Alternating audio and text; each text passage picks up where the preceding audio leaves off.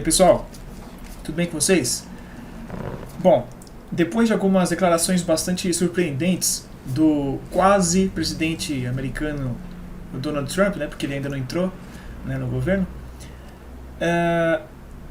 tem sido bastante, tem dado o que falar mundo afora, na verdade, né, porque ele tem falado, para quem não viu ainda, né, quem não soube, que eu acredito que a maioria de vocês já tenha visto, ele está falando sobre os Estados Unidos anexar a Groenlândia, o Canal do Panamá e em determinados momentos o Canadá mesmo e até o próprio México, né? Então o pessoal está falando um monte de coisa sobre isso aí porque realmente é muito surpreendente e muito bizarro, né? Até a gente ouvir falar disso, né? Porque parece uma coisa muito de séculos atrás, né? E na verdade tem tudo a ver com isso, né? Então hoje eu vou ver se eu falo de uma forma mais simples, né? Aqui, uma forma mais resumida para explicar um pouco do o que tem por trás desses pleitos, né? Por que o Trump está falando isso agora? E será que é só coisa do Trump ou será que tem mais gente por trás também? Tá? Então, vou falar um pouco sobre isso aqui com vocês. Antes de começar o vídeo, né, só vou falar duas coisinhas rápidas. Que sim, essa aqui é uma farda americana, legítima, é realmente americana, foi usada. Tá? Eu peguei ela lá na V-Unit, nossos amigos da V-Unit lá. Então, se você gosta de todos esses artigos militares, você vai encontrar de tudo lá, seja fardamento, coturno, manuais, livros, coisas de tudo que é tipo que tenha relação com o mundo militar, você vai encontrar lá na V-Unit, tá bom? Eu vou deixar o site deles aqui embaixo. E, claro, que assim, pessoal, não é porque eu estou usando a farda americana que eu compactuo com isso, é só para dar um gostinho, entendeu? Eu acho que é importante falar isso porque se eu uso a farda americana, a pessoa enche o saco. Se eu uso a farda russa, a pessoa enche o saco. Se eu uso a farda iraniana, a pessoa enche o saco. Então, porra, é que eu sei que não é o pessoal que acompanha sempre aqui, né? Mas é só pra dar isso porque, pô, estão falando dos Estados Unidos, vou usar a farda americana que eu tenho aqui porque realmente é muito boa, é uma qualidade diferente, por isso que eu comprei, né? Mas não que eu compactue com o que eles fazem ou que eu apoie ou não apoie, indiferente, tá?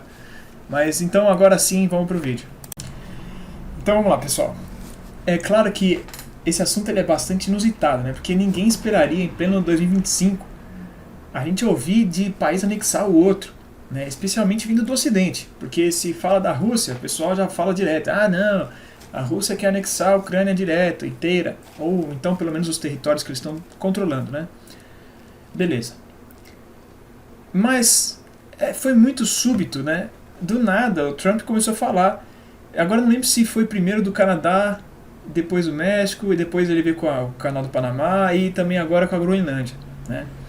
Pegou muita gente de surpresa. E tem muita gente, até por conta do Trump ser um cara falastrão, né? Independente de você gostar ou não dele, não estou criticando nem apoiando ele, só estou falando, é uma característica. Ele fala muita coisa, né? Ele gosta de estar no holofote, então ele fala muita coisa bastante chamativa, né? E então às vezes você podia até falar, pô, ele tá falando aí só pra, né, fazer graça, ou pra fazer uma crítica política aqui pontual, ou então ele pode estar articulando uma cortina de fumaça para alguma coisa que ele vier fazer ou que ele planeja fazer quando ele entrar, né, no governo. Mas parece ser muita coisa assim de fanfarronice isso. Só que na realidade, gente, por incrível que pareça, tem fundamento isso que ele está falando. Eu não estou falando que é certo, tá? E nem que eu concorde ou que eu apoie nem nada disso. Mas esse pleito não é de agora, tá? A primeira coisa que é importante falar é que, por exemplo, no caso da Groenlândia, em outros governos, lá no século passado, se eu não me engano, nos anos 50 mais ou menos, os Estados Unidos tentou comprar a região da Groenlândia da Dinamarca, mas a Dinamarca não quis, né? E, se eu não me engano, no século XIX também teve alguma tentativa nesse sentido também, tá? Com os outros, também é importante falar que o Panamá é uma criação americana, porque aquele território era da Colômbia, né? Os Estados Unidos interviu lá de várias formas, né, econômica e tudo mais, né? E eles criaram o Panamá para conseguir controlar o estado que se formou em torno, né, do Canal do Panamá. Então, todos esses pleitos têm fundamento histórico até, tá? Não é que ele inventou agora da cabeça dele, né? E até curioso, com o Canadá mesmo, porque o Canadá também é uma ex-colônia, né, britânica, e, apesar de ter tido franceses lá também, né? Mas desde a independência americana sempre teve uma relação ali entre os dois um pouco mais aproximada, né? Com relação ao México já é um pouco mais inusitado, é um pouco mais diferente, é muito mais complexo, né? Não vou nem entrar muito, porque só por isso já é uma análise muito mais profunda que eu também teria que estudar muito mais a fundo também para conseguir fazer um negócio, um entendimento mais legal para vocês aqui, tá? Porque é muito complexo, tem muita coisinha, né? Tanto que a gente pode ver que muitos dos estados do sul dos Estados Unidos eram territórios do México. Inclusive, até para rebater essas falas do Trump, a atual presidente mexicana ela fez um mapa lá que ela falou que eles tinham que anexar tipo metade dos Estados Unidos, né, especialmente esses territórios de volta, né, do México. Então é uma situação um pouco mais peculiar. Mas eu só estou falando isso para vocês entenderem que não foi do nada que o Trump falou isso, né? Talvez não tenha sido nem ele que veio com isso à tona agora, mas que como ele vai ser o presidente, né, daqui a poucos dias, talvez alguns caras, né, um grupo ou uma pessoa, não sei, né, tenha chegado para ele e falado, ó, tem isso aqui que pode ser interessante para a gente agora e tal, né? Porque também, só para concluir aqui esse começo, o Trump e a equipe toda dele, né, todo o pessoal que ele tenta se cercar, pelo menos uma boa parte, né, porque tem alguns caras que são de fora, tem uma visão mais nacionalista da economia, né, e eles têm aquela ideia de tipo que o Trump fala isso sempre, né, de trazer as indústrias de volta para os Estados Unidos para eles controlarem toda a cadeia produtiva, não ficar dependendo dos outros e tudo mais, tal, né. Então isso aqui é importantíssimo agora para a gente entender com o que eu vou explicar, né, porque aí vai dar para entender o que tem por trás desse interesse, por que ele vai querer fazer isso, porque os Estados Unidos já não tem pouco problema para resolver, né, internamente.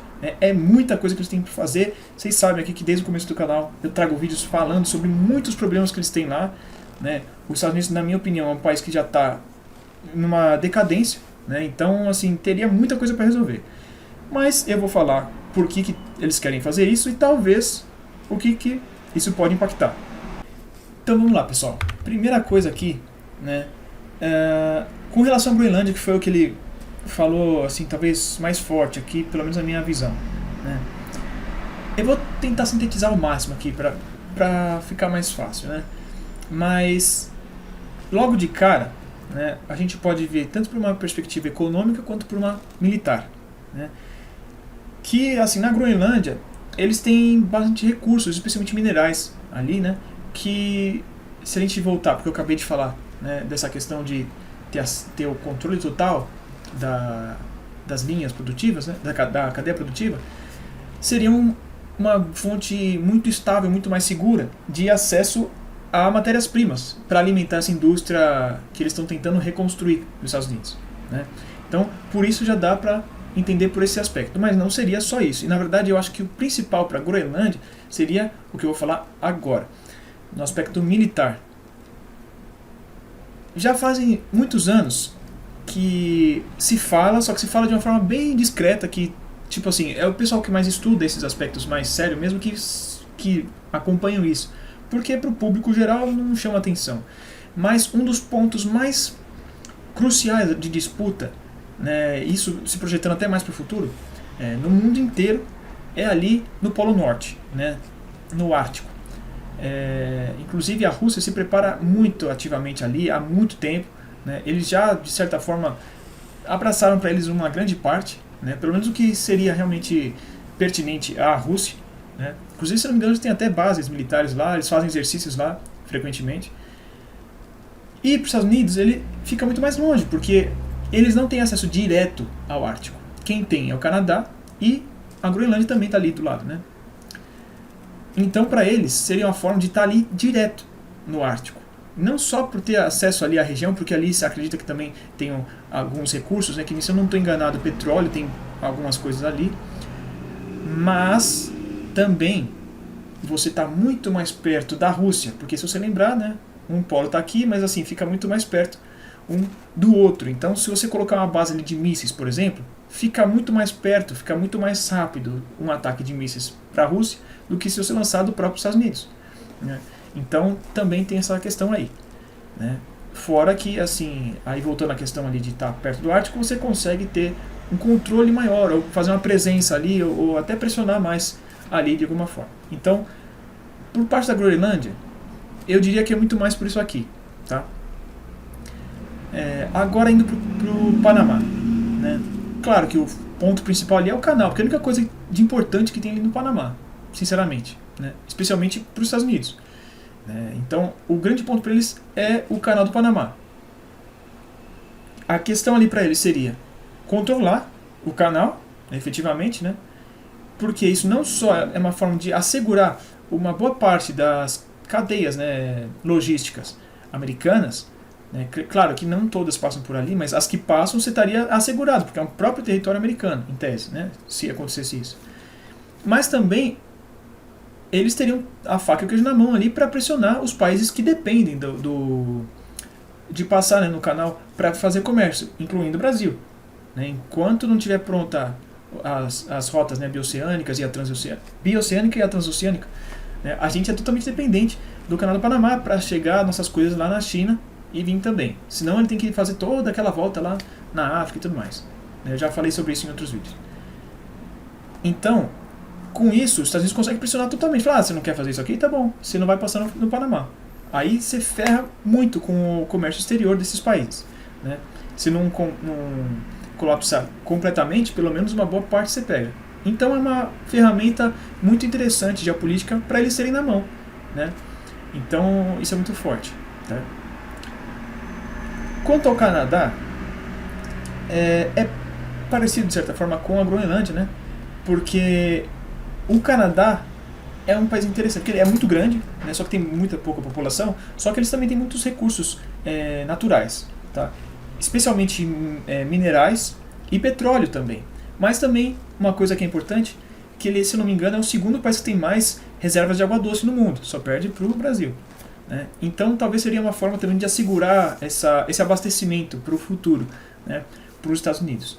Tá? Eu não sei se eles pensam tanto nesse aspecto, mas em questão de matérias de minerais e petróleo, isso é evidente. Por quê?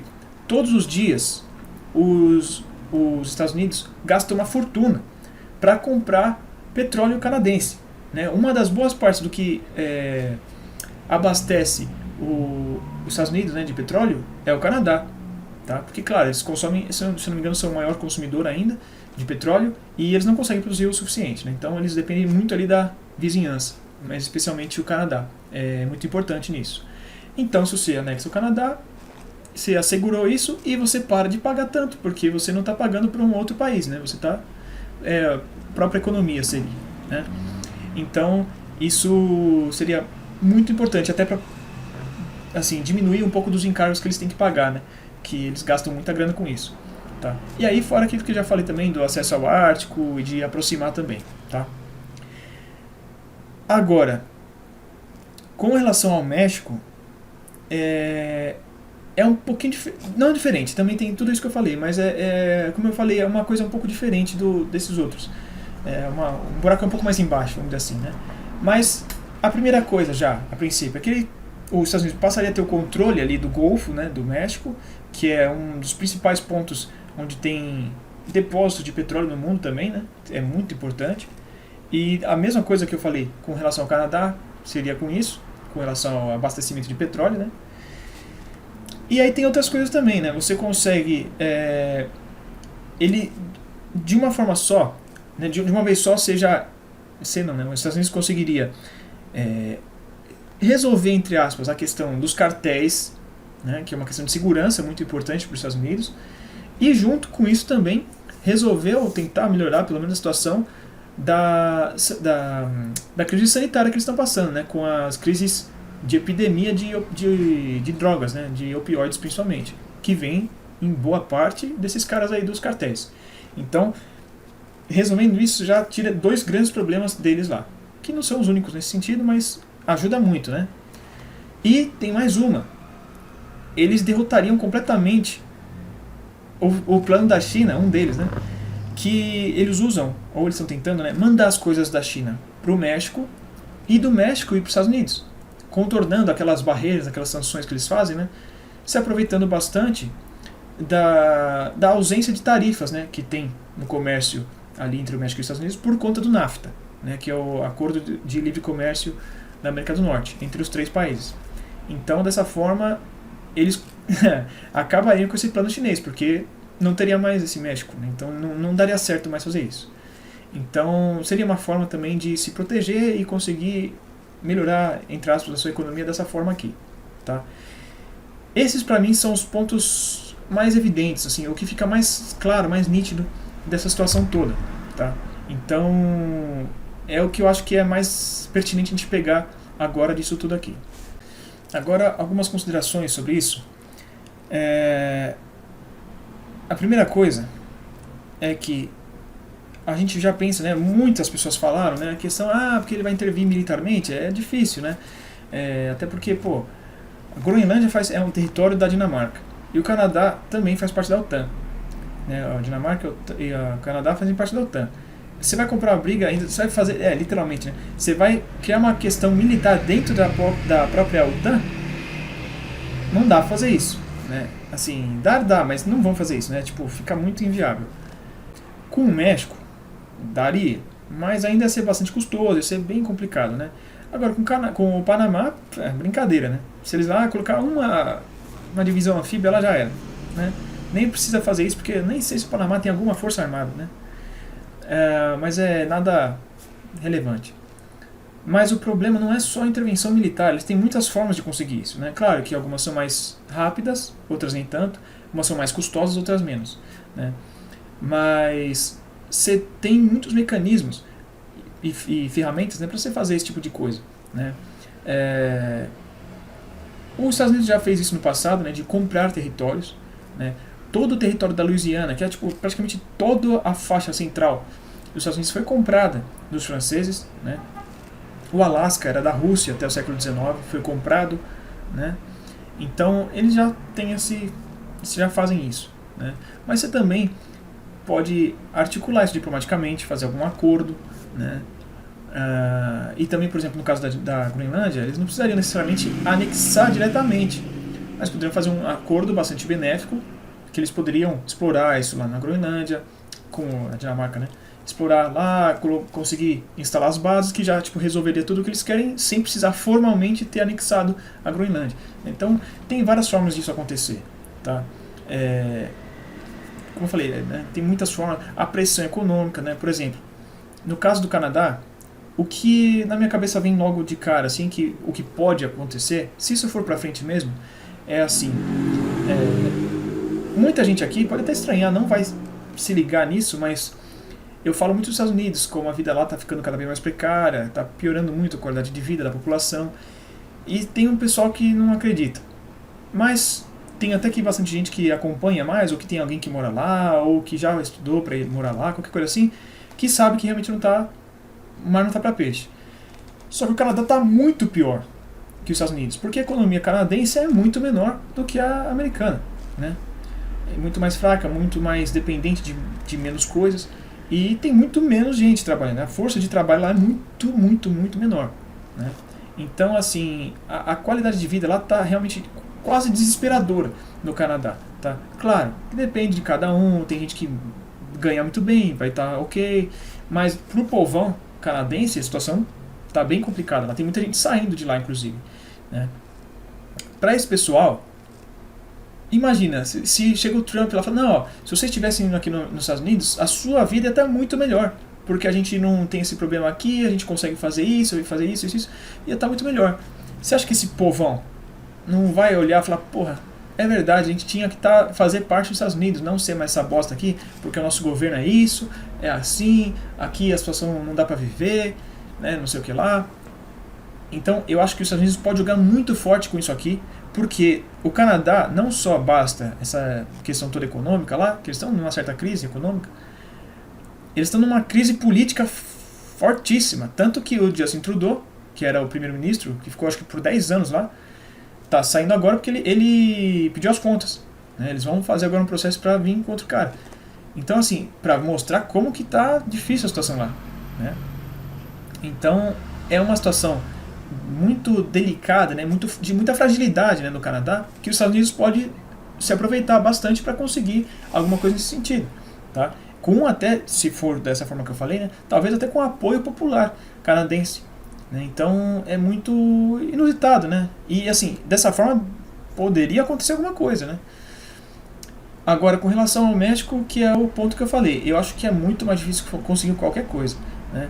Porque já vamos começar ali. Tem essas questões todas históricas que já não é legal, entre eles, né, de os Estados Unidos ter anexado uma boa parte do México. Eles entraram em guerra, né, em 1820 e pouco, se não estou enganado. Acho que 1823 ou 26, eu posso estar falando besteira, mas eles entraram em guerra. E o México perdeu praticamente metade do território que era, né? Então até hoje tem isso aí. Todas as questões ali, né, do preconceito que os latinos têm no México, são culturas diferentes, apesar de já ter tanto latino lá que já vai tá meio que convertendo, né, mas assim, ainda tem um preconceito muito forte, né, a questão do México também, né, bom, vocês já sabem disso, né, então eu acho que é um pouco mais complicado, fora que a questão ali seria muito mais ligada para a segurança e para a parte militar, como eu falei. Lembro que no ano passado, se não me engano foi no ano passado, que teve alguns pleitos também, acho que foi o próprio Trump falando que eles tinham que intervir lá e acabar com os cartéis, invadir efetivamente o México, né? Que nem, mais ou menos de certa forma, que eles fizeram no Oriente Médio, invadindo vários lugares para, em tese, destruir grupos terroristas, né? Mas que na verdade era para ocupar o território, né? Então acho que também, a não ser que aconteça alguma coisa nesse sentido, né? Eu acho que essa seria a ideia, mas eu não acho que é muito factível, não acho que isso vai acontecer de verdade, é muito mais difícil. Com o Canadá já tem uma proximidade cultural, social ali muito mais forte, né? Então acho que é bem mais plausível. Mas com o México eu acho muito, muito difícil, tá? Eu acho que já é um pouco mais de fanfarronice, né? Falando assim, a grosso modo. Mas ainda pode ter algum tipo de pressão, que nem eu falei, pode vir uma intervenção mais econômica, alguma coisa assim, uma pressão política mais forte nesse sentido, para tá bom, eu não vou anexar, mas você vai fazer como eu quero. Você vai parar esse negócio com a China e tal, que eu não acho que vai acontecer também, porque para o México é muito mais benéfico, né? Como um estado soberano, para uma população também, a qualidade de vida vai melhorar muito mais, né? Mas os Estados Unidos é o vizinho deles, então pode agir nesse sentido, tá? Agora, uma consideração que eu acho talvez a mais importante. Essa situação toda é muito, muito importante. Porque se isso sair do papel, qualquer uma dessas coisas que seja, talvez o do Panamá seja menos impactante, mas qualquer uma das outras tem a possibilidade de desencadear muitas outras coisas pelo mundo todo, né? Até porque, por exemplo, se for alguma coisa com o Canadá ou então com a Groenlândia, acho que a Groenlândia talvez tivesse um problema ainda maior, né? Porque da Dinamarca, a Dinamarca não quer ceder aquele território desde sempre, né? Ela sempre faz um jogo duro ali com relação à Groenlândia, mas é um problema dentro da própria OTAN. E a OTAN, eu já fiz vídeos aqui falando, né, no passado, ela parece um bloco coeso, mas ela tem uma série de fragmentações dentro, né? Até que essa questão da Ucrânia, né, nos últimos tempos, parece ter dado uma certa amenizada nisso, parece ter dado uma coladinha um pouco nas lideranças, só que ainda tem muita coisa. E isso aí poderia, talvez, criar uma clivagem dentro mesmo, talvez seria o fim da OTAN, talvez não formalmente, mas assim, praticamente. Porque como você tem uma aliança para a gente proteger todo mundo, o nosso aliado aqui, e eu vou lá e crio uma questão com o próprio aliado. Não tem condição um negócio desse, né? Então, até a questão de legitimidade e também a confiabilidade dos estados, né? E até nos próprios mecanismos, né, da OTAN. E, de qualquer forma, também, não só dentro da OTAN, mas o que o pessoal fala, né, o sistema internacional, a ordem, né, a ordem de direito, né, aqui e tal, no mundo todo, seria jogada pro fundo do poço, né? Iria por água abaixo porque ela já não é muito forte, né? A gente vê tudo que está rolando no mundo lá e não adianta nada. Mas isso aí seria rasgado de vez, porque se nem o proponente ou o maior patrocinador, né, ou quem realmente banca essa ideia, não obedece, aí vai acabar de vez, né? Já foi uma grande crise para isso quando os Estados Unidos invadiu o Iraque, né, que foi uma grande crise institucional, vamos dizer assim, desse sistema internacional, né? Só que ainda conseguiram costurar porque ainda estava um poderio americano muito forte, ainda não tinha grandes outras coisas assim que fossem questionáveis. Mas agora seria a morte do sistema internacional agora, e aí sim iria abrir caminho totalmente para o que a gente está vendo que está se desenhando para o futuro, né, do mundo multipolar, né? E aí volta aquela questão histórica que eu falei, porque a gente está muito acostumado, claro, a gente nasceu, todo mundo que está assistindo aqui nasceu com o sistema internacional já pautado muito nesse formato, né, de sistema internacional que a gente conhece aí, com o padrão ocidental predominando e sendo o primeiro mundo, e o resto é tudo cucaracha, né, tudo inferior, e tem que seguir os padrões ocidentais, que eles são superiores, né, fora esses mecanismos que a gente já fala sempre também. Mas o padrão do mundo, né, o mundo frequentemente a forma natural dele, né, é a forma multipolar, entre aspas, tá?